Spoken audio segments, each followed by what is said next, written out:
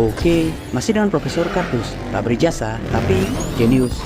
Ya, tahukah Anda, umumnya setiap perangkat teknologi canggih yang bekerja menggunakan sistem komputasi pemrograman dan pengolahan instruksi data, terutama data biner atau binary digit, seperti halnya jet-jet, komputer, sistem elektronik transportasi, robot-robot industri, dan lain-lain. Mayoritas mereka bekerja menjalankan instruksi dari sebuah sistem yang disebut dengan IC atau Integrated Circuit atau sirkuit terpadu. Seperti namanya, sirkuit atau lintasan. Artinya, mekanisme sistem ini berwujud kumpulan atau paduan banyak lintasan-lintasan yang saling terkoneksi satu sama lain, yang terhubung dengan banyak bentuk komponen penyusun gerbang logika, seperti halnya transistor, resistor, kapasitor, dan lain-lain, di mana umumnya kumpulan jalur sirkuit tersebut diukir dalam potongan bahan semikonduktor yang umumnya terbuat dari silikon. Ya, seluruh kesatuan bahan semikonduktor, komponen jalur sirkuit umumnya kita sebut sebagai microchips, chips atau prosesor. Dalam konten sebelumnya, Profesor Kardus sering mengulas sistem kerja chips atau prosesor, juga berbagai mekanisme arsitekturnya. Asal Anda tahu, mayoritas microchips atau sirkuit terpadu yang kita gunakan untuk menjalankan sistem pemrograman pada perangkat-perangkat yang kita gunakan setiap hari adalah EIC atau Electronic Integrated Circuit atau sirkuit terpadu elektronik. Teknologi jet-jet konvensional yang mayoritas kita gunakan umumnya menggunakan IC elektronik. Mengapa ya disebut sebagai IC elektronik? Ya, karena sistem sirkuit ini bekerja menggunakan aliran elektronik atau arus listrik, yakni arus aliran partikel elektron yang termodulasi, di mana umumnya arus-arus listrik atau elektron yang melintas pada jalur-jalur sirkuit membawa arus termodulasi, atau disebut juga sebagai sinyal pembawa informasi, yakni data-data yang nantinya akan dikerjakan oleh gerbang-gerbang logika rumit untuk menghasilkan jawaban instruksi.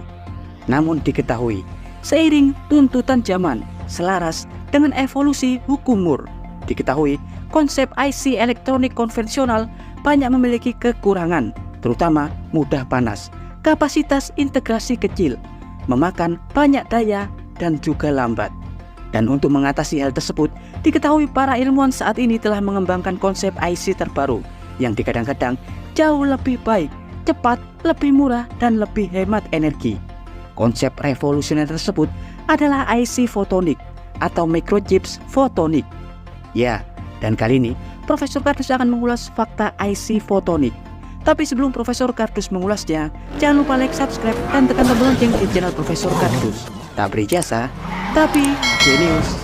Ya, meski hingga saat ini faktanya IC fotonik atau microchips fotonik belum diproduksi secara komersil dan massal, tapi diketahui berbagai lembaga penelitian riset besar seperti halnya MIT, Max Planck Institute, Samsung, Intel, dan lain-lain diketahui telah mencapai lompatan besar dalam pengembangan microchips masa depan tersebut. Ya, PIC atau Photonic Integrated Circuit atau sirkuit fotonik terpadu pada dasarnya bekerja melalui pengaplikasian bidang keilmuan fisika kuantum fotonik atau bidang keilmuan yang difokuskan untuk mempelajari sifat-sifat partikel cahaya atau foton, baik bekerja pada sistem pendeteksian, pembangkitan, memanipulasi, pengintegrasian, dan lain-lain.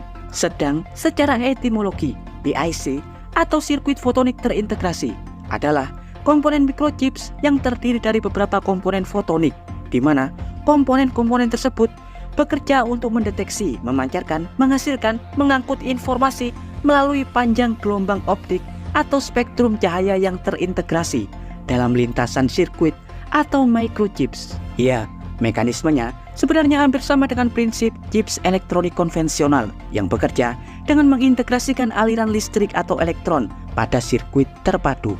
Bedanya, jika IC atau chip konvensional yang kita gunakan sehari-hari mengantar fungsi atau sinyal informasi melalui aliran elektron atau arus listrik.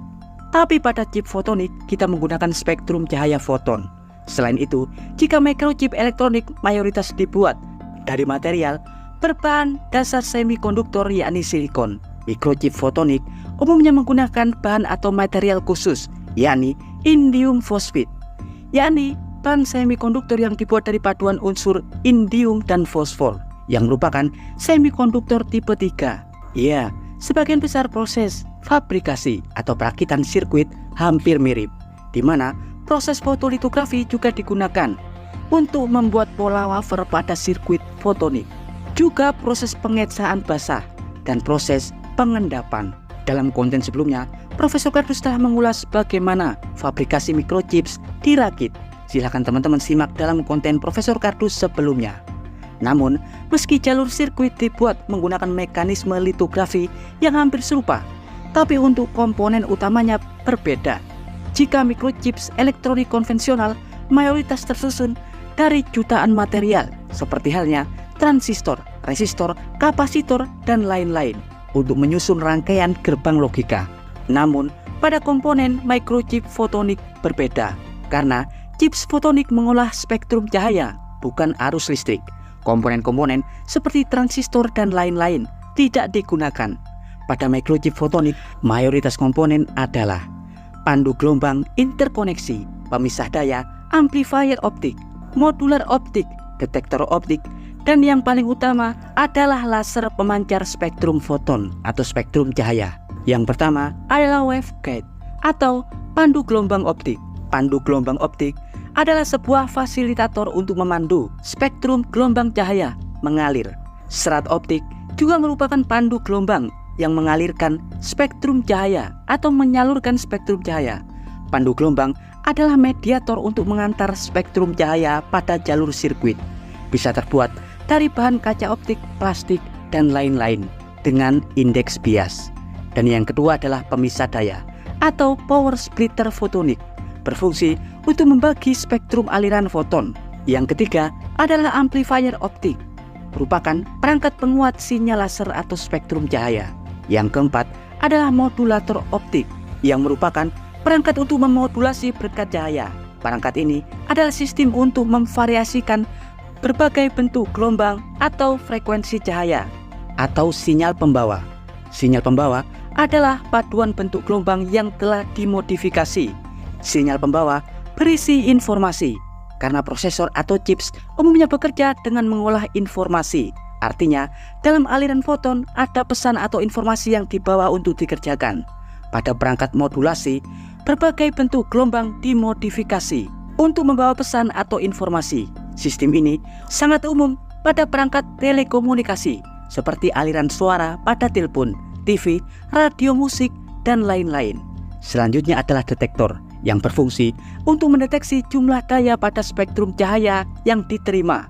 Dan yang paling utama adalah laser yang berfungsi untuk memancarkan spektrum cahaya baik inframerah dan lain-lain, merupakan penyedia aliran foton. Ya, meski microchip fotonik saat ini masih belum bisa dikomersialkan untuk perangkat sederhana dan sebagian besar masih berada pada tahap riset, tapi pengaplikasian mekanisme fotonik sudah lama digunakan dalam berbagai aplikasi, seperti halnya pada sistem kabel serat optik, teknologi LIDAR, untuk sistem sensor pada kendaraan tanpa awak, dan umum digunakan pada berbagai pekerjaan di bidang telekomunikasi dan pusat data. Ya, jika nanti microchip fotonik bisa digunakan pada perangkat-perangkat seperti gadget atau komputer yang akan kita gunakan sehari-hari, tentu perangkat tersebut akan bekerja lebih revolusioner, terutama memiliki kecepatan tinggi, karena faktanya chips fotonik bekerja pada kecepatan cahaya dengan biaya pembuatan yang lebih murah, lebih tahan lama, karena perangkat tidak mudah teroksidasi oleh pengaruh termal atau panas, dengan struktur ruang yang lebih mikro, ringan, dan lebih aman. Ya, dan demikian informasi singkat dari Profesor Kardus tentang microchips fotonik. Profesor Kardus dari Laboratorium MIT mengabarkan